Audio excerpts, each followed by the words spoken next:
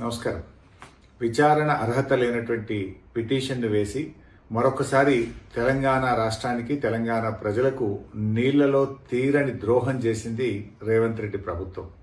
ఈరోజు సుప్రీంకోర్టులో తెలంగాణ ప్రభుత్వం వేసిన పిటిషన్ డిస్మిస్ చేయడము, తెలంగాణ రాష్ట్ర ప్రభుత్వం తిరిగి మేము సూట్ రూపంలో వస్తామని చెప్పడం అంటేనే ఇది ఇవాళ రాష్ట్ర ప్రభుత్వం యొక్క పూర్తి వైఫల్యం. అదేవిధంగా గతంలో మీరు చూసినట్టయితే ఆంధ్రప్రదేశ్ ప్రభుత్వం పాలమూరు ఎత్తిపోతల పథకం మీద ఆంధ్రప్రదేశ్ రైతులతో కేసు వేయించి అందులో ఆంధ్రప్రదేశ్ ప్రభుత్వం ఇంప్లీడ్ అయి ఆనాడు మన పాలమూరు ఎత్తిపోతల పథకం మీద స్టే తెచ్చింది ఆంధ్రప్రదేశ్ ప్రభుత్వం. మరి మీరు పెట్టుకున్న మీ కాంగ్రెస్ ఎంపీ, మీ న్యాయవాది సింఘ్వి గారికి ఈ మాత్రం విషయం తెలియదా? అంటే ఈరోజు మీరు కావాలని ఉద్దేశపూర్వకంగానే ఈ యొక్క బలహీనమైనటువంటి రిట్ పిటిషన్ వేసి తెలంగాణ ప్రజలకు తీవ్రమైన అన్యాయం చేశారు. ఈ మాత్రం దానికి సూటు బూటు వేసుకొని ఉత్తమ్ కుమార్ రెడ్డి గారు నీళ్ల మంత్రి ఢిల్లీ దాకా పోవాల్సిన అవసరం ఉందా? ఢిల్లీ దాకా పోయి ఏం చేసిండు ఉత్తమ్ కుమార్ రెడ్డి గారు? వేసిన రిట్ పిటిషన్ విత్డ్రా చేసుకున్నారు. విత్డ్రా చేసి సూటు వేస్తాము అన్నారు. సూట్ అంటే మనకు తెలియందా? ఆ సూటు కూడా ఆంధ్రప్రదేశ్, తెలంగాణ, మహారాష్ట్ర, కర్ణాటక 4 రాష్ట్రాల మధ్య మేము సూటు వేస్తాము అంటే అది ఇప్పట్లో అయ్యేది కాదు.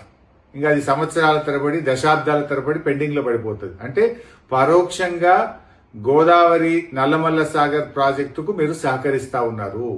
పరోక్షంగా ఇంకా ప్రాజెక్టు మీరు పూర్తి చేసుకోండి అని చెప్పి తెలంగాణ ప్రభుత్వం ఈరోజు సహకరించినటువంటి విషయం చాలా స్పష్టంగా అర్థమవుతా ఉంది.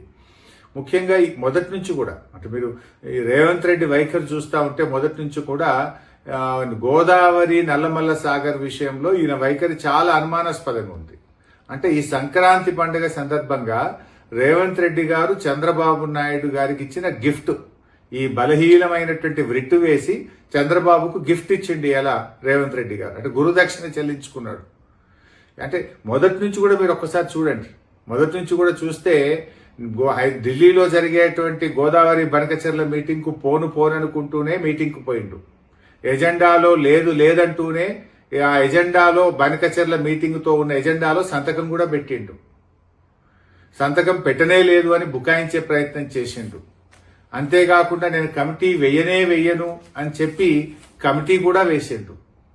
ఇలా సుప్రీంకోర్టుకు కూడా గోదావరి నల్లమల్ల సాగర్ టెండర్ పూర్తయ్యేదాకా, టెండర్ అవార్డు అయ్యేదాకా ఆలస్యం చేసి తర్వాత సుప్రీంకోర్టులో కేసు వేసిండు. ఇప్పుడేమైంది?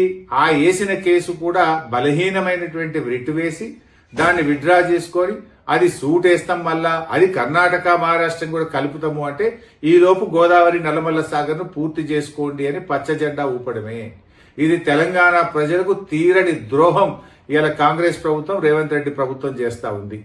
ఈ మధ్యనే రేవంత్ రెడ్డి ఒక మాట మాట్లాడాడు, పంచాయతీలు వద్దు, కోర్టులు అసలే తిరగడం వద్దు అనేటువంటి మాటల సారాంశం ఏంటి అంటే బలహీనమైన రిట్ పిటిషన్ వేసి ఆంధ్రప్రదేశ్ కట్టుకోవడమేనా?